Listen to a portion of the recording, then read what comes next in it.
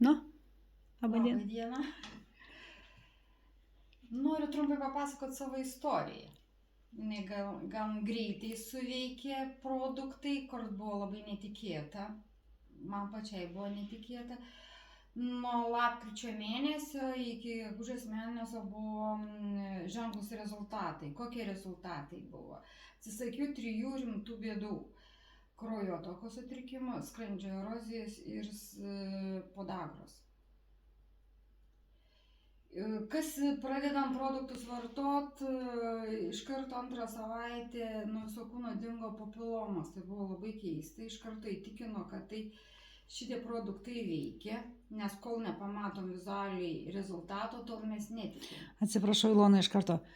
Kaip jos pradingo, jos nukrito, tu jas susirinkai nuo žemės, ar kur jos išgaravo?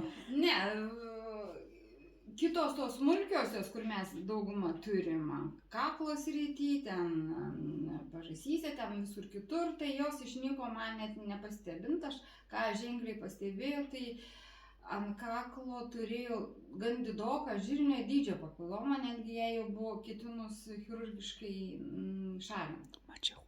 Tu man rodėjai. Ir jinai, žinokit, labai ženkliai pradėjo tirpti, iš pradžių susitraukė, pradėjo trauktis tai gal kokią 4 dieną. Tai buvo labai keista ir jau pradėti tada stebėti, kai ženklų pasikeitimą manai.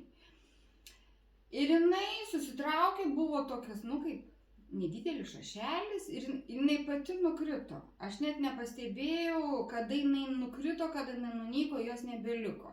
O šitoj vietoj jinai buvo gan didoka. Tai labai lengva buvo ją stebėti, save prieš veidrodį, kiekvieną rytą. Tai va, tai tas yra labai ryškiai matėsi. Toliau. Viskas gerai. Viskas gerai. Palaukit truputėlį pauzę, pareina vyras tuoj.